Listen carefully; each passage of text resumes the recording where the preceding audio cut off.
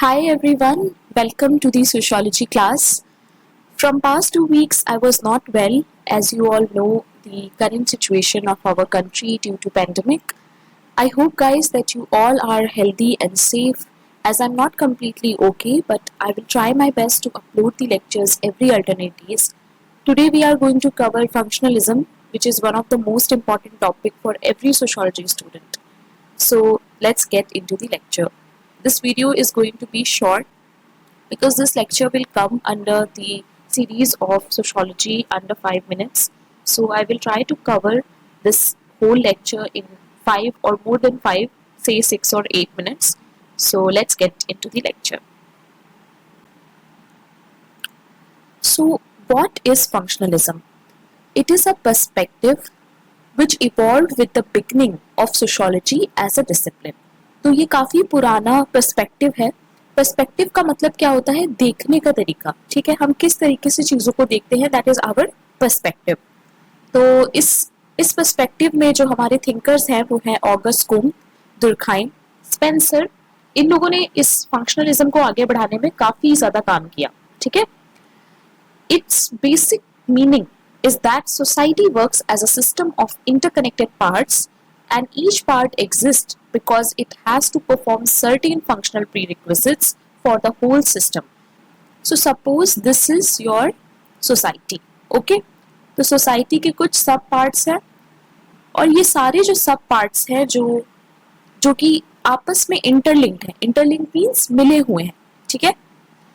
Functionalism में हम ये देखते हैं कि ये सारे जो पार्ट्स हैं इनका अपना अपना कुछ फंक्शन होता है, बट ये सारे फंक्शनलिज्म में साथ में इंटीग्रेटेड होके और काम करते हैं. फॉर एग्जांपल, हमारी सोसाइटी को स्टेबल रखने के लिए फैमिली, एजुकेशन और रिलीजन, है ना, पॉलिटिकल सिस्टम, इन सब का साथ में फंक्शन करना बहुत ज़रूरी है.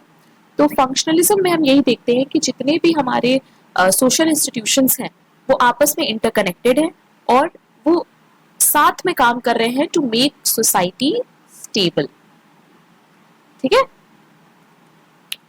Functionalists believe that society work as a organism with various parts and each part is studied in the light of function it performs for the organism as well. जैसे अगर हम एक लिविंग बॉडी की बात करते हैं, ठीक है, मान लीजिए ये एक लिविंग बॉडी है, sorry for the poor art. ठीक है. तो ये हमारा आईज है, हमारा नोज है, यहाँ पे हमारे ईयर्स हैं, ठीक है, ये हमारे हैंड्स हैं. सो इन सबका अपना अपना फंक्शन है. अगर मान लीजिए कि हाथ अपना फंक्शन ठीक से ना करे या पैर अपना फंक्शन ठीक से ना करे या फिर नोज अपना फंक्शन ना ठीक से कर पाए, तो जो इंसान है, जो ह्यूमन बॉडी है, उसको बहुत प्रॉब्लम फेस करना पड़ेगा, है ना. तो सब सारे ही जितने भी ऑर्गन्स हैं, बॉडी के सारे जितने पार्ट्स हैं, उनको साथ में फंक्शन करना पड़ेगा ताकि ह्यूमन बॉडी स्टेबल रहे, ठीक से काम करे. इसी तरीके से सोसाइटी में कुछ सोशल इंस्टीट्यूशंस होते हैं जिनको साथ में काम करना पड़ता है ताकि सोसाइटी में जो भी जिसका फंक्शन है वो ठीक से प्ले हो और सोसाइटी में स्टेबिलिटी रहे. ठीक है. तो इस तरह का जो पर्सपेक्टिव होता है वो हमारा होता है फंक्शनलिज्म पर्सपेक्टिव. मींस एवरीथिंग जो भी सोसाइटी में हो रहा है उसका कुछ ना कुछ फंक्शन है. ठीक. Integration in society is the basic concern of functionalism. Integration जो है वो सबसे ज्यादा बेसिक चीज है जो फंक्शनलिस्ट फोकस करते हैं जिसपे. इंटीग्रेशन का मतलब है कि सब आपस में मिले हुए हैं, सबका कुछ ना कुछ फंक्शन है, सब आपस में इंटीग्रेटेड है. ठीक है, मिला होना.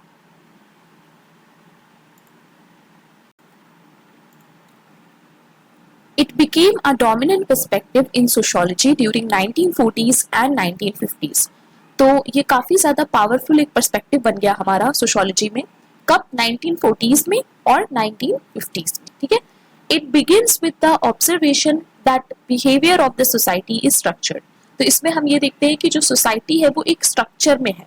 स्ट्रक्चर मीन्स कुछ भी अलग अलग नहीं है, सबका कुछ ना कुछ रोल है, एक स्ट्रक्चर है. जैसे अगर कोई बेबी बॉर्न होता है तो सबसे उसका जो प्राइमरी सोशलाइजेशन है, ठीक है, वो कैसे क्या सीखेगा, ये उसका कहाँ से होता है? फैमिली से. फिर फैमिली से आगे वो जाता है एजुकेशन की तरफ, फिर वो अपना कैरियर बनाता है. ठीक है. उसके बाद वो अपना फैमिली बनाता है खुद से. तो इस तरह से सबकी लाइफ में एक पैटर्न है. ठीक है. तो relationships between the members of society are organised in terms of rule. तो फंक्शनलिज्म में हम ये देखते हैं कि जो भी रूल्स हमारी सोसाइटी में बने होते हैं उनका कुछ ना कुछ फंक्शन होता है ताकि सारे लोग जो है वो एक पैटर्न और रिकरेंट तरीके से काम करें, ठीक है। तो सोसाइटी में सोशल ऑर्डर मेंटेन रहे, इसके लिए कुछ रूल्स ज़रूरी हैं, ठीक है। और हमारा बिहेवियर जो है वो एक स्ट्रक्चर्ड फॉर्म में होता है फंक्शनलिज्म की वजह से। तो देखते हैं क्या क्या फंक्शंस होते हैं हमारे कुछ सोशल इंस्टीट्यूशंस के। फैमिली का फंक्शन होता है हमारा प्राइमरी सोशलाइजेशन, ठीक है। एजुकेशन का मेरिटोक्रेसी, मेरिटोक्रेसी का मतलब होता है कि मेरिट के बेसिस पे लोग आगे बढ़ते रहते हैं अपने कैरियर में। रिलीजन का मतलब होता है कलेक्टिव कॉन्साइंस, मीन्स सब एक साथ रहते हैं, आपस में कुछ रिलेटेबल हो, दे फील टुगेदर, ठीक है। फिर आता है क्राइम। तो क्राइम से क्या होता है, क्राइम से सोशल रेगुलेशन मेंटेन होता है, मीन्स जो भी अगर कोई क्राइम करता है तो उससे क्या मिलता है, पनिशमेंट, ठीक है।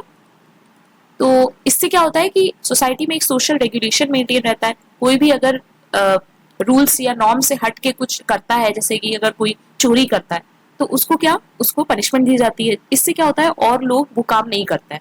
तो ये हमारा क्या मेंटेन करता है, सोशल रेगुलेशन एक सोसाइटी में, ठीक है। लोग अपने रूल के अकॉर्डिंग ही काम करते हैं, जैसे कि ट्रैफिक सिग्नल को अगर कोई ब्रेक करता है तो उसका चालान कट जाता है ना। तो ये सब क्यों है, ताकि सोशल ऑर्डर मेंटेन रहे।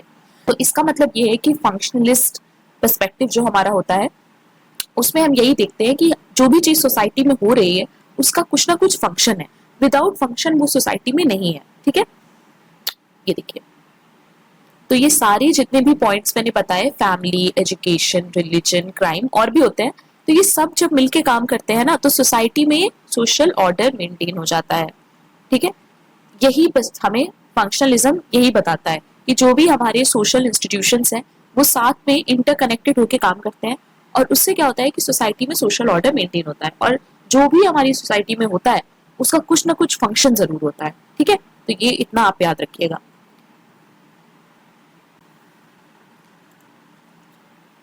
ये एक डायग्राम है जो मुझे इस वेबसाइट पर मिला था, काफी अच्छा लगा इसलिए मैंने इसको इसमें ऐड कर दिया। तो फंक्शनलिस्ट थ्योरी में हम देखते हैं कि each aspect of society depends on each other. जो भी सोसाइटी में है वो एक दूसरे पे डिपेंड होता है, हर किसी का कुछ ना कुछ कंट्रीब्यूशन होता है स्टेबिलिटी की तरफ, ठीक है, ताकि सोसाइटी स्टेबल रहे और सोसाइटी अच्छे से फंक्शन करती रहे, ठीक है। तो ये देखिए, ये जिस डायग्राम में इन्होंने क्या दिखाया है कि ये सारे सोशल इंस्टीट्यूशंस हैं और ये बैलेंस कर रहे हैं चीजों को, ठीक है।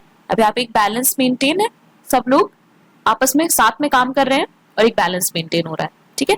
तो ये इसकी वेबसाइट है thoughtco.com, आप चाहें तो इसका आर्टिकल भी जाके पढ़ सकते हैं, मैं डिस्क्रिप्शन बॉक्स में ऐड कर दूंगी, okay. So this is it, आज के लिए बस इतना ही। Thank you very much for watching. This is my Telegram ID, please join it, क्योंकि सारे लेक्चर्स एंड इन्फॉर्मेशन इसी पे आते हैं। And if you enjoy my lectures, please don't forget to like, comment and share. Subscribe to it if you are a sociology student, and you can write to me on this mail ID. If you have any question or you need any help, you can always email me and ask me, okay? And आप लोगों के comments पढ़ के मुझे बहुत motivation मिलती है to make more new lectures. So please keep on commenting. Thank you very much. Keep learning.